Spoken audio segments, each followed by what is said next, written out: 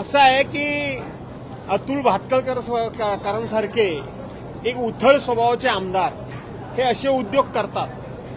यापूर्वी आपण आयुष्यभर विरोधी पक्षात होतो आणि त्यावेळेला आपण सातत्यानं जे सत्ताधारी होते त्या सत्ताधाऱ्यांच्यावर एवढी टोकाची टीका करत होतो, खोटी टीका करत होतो, रोज नॅरेटिव्ह पसरवत होतो. त्यावेळेला सत्ताधाऱ्यांनी विरोधकांची टीका ही टीका म्हणून नाही तर विरोधकांचे विचार म्हणून ती सत्ताधाऱ्यांनी स्वीकारली.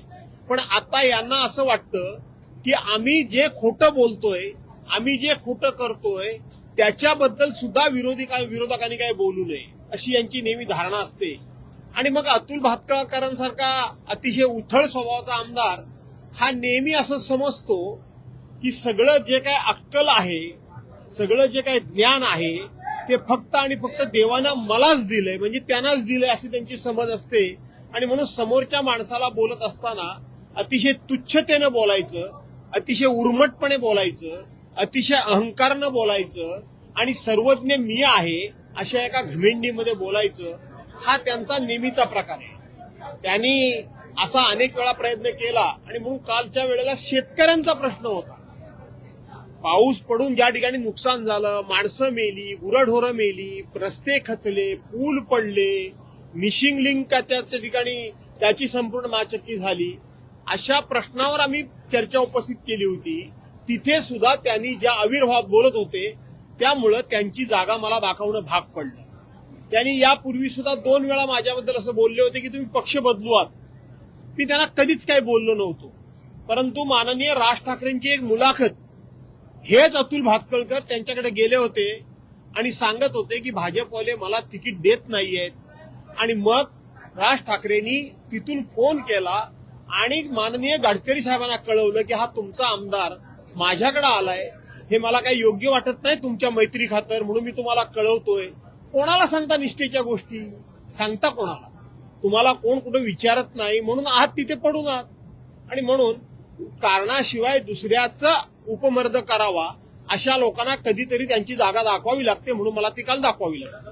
काल अशा पद्धतीने म्हणजे सातत्याने सभागृहात होते, वरिष्ठ सभागृहातले नेते किंवा विरोधी पक्षातले नेते बोलायला उभे राहिले तर वारंवार काही आमदार जे आहेत ते त्यांच्यावरती धावून जातात किंवा त्यांच्यावरती खालच्या शब्दाने बोलत असतात. सातत्याने मुख्यमंत्र्यांना बोलता येत नाही या गोष्टी, म्हणून ते असे आमदार उभे करतात. असं आहे की मुळामध्ये भारतीय जनता पार्टीची एकंदरीत परंपरा आणि आताची पद्धत तुम्ही बघितली तर आम्ही कोणाला बद्दल काही बोलू, ते खरं आहे की खोटं आहे याचं काही देणं घेणं नाही, ते लोकांनी विरोधकांनी ऐकावं, पण आमच्याबद्दल मात्र कुणी काय बोलायचं नाही.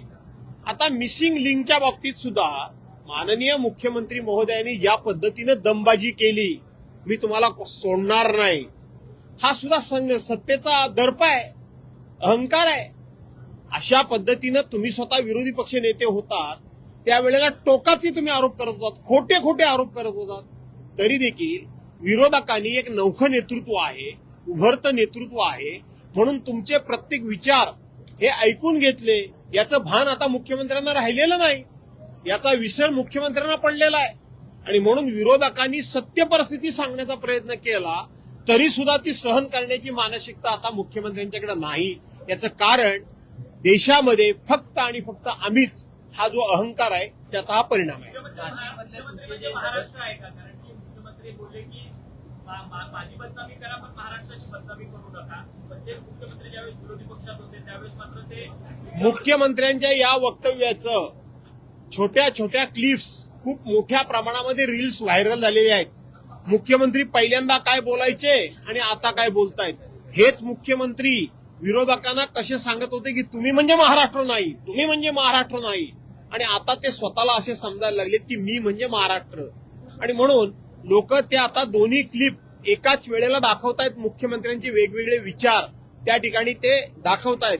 महाराष्ट्राचा अपमान हा मुख्यमंत्र्यांच्या वक्तव्यामुळे झाला की त्यांच्या कृतीमुळे झाला?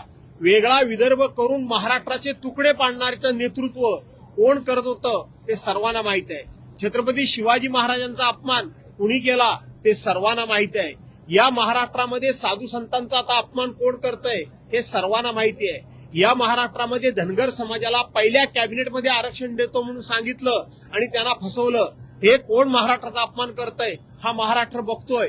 इथं ओबीसीना त्यांनी सांगितलं की माझ्या जीन्समध्ये ओबीसी आहे, माझ्या जीन्समध्ये इथं ओबीसीचं रक्त आहे आणि त्याच ओबीसीना कसं फसवायचं चाललंय ते सगळा महाराष्ट्र बघतोय.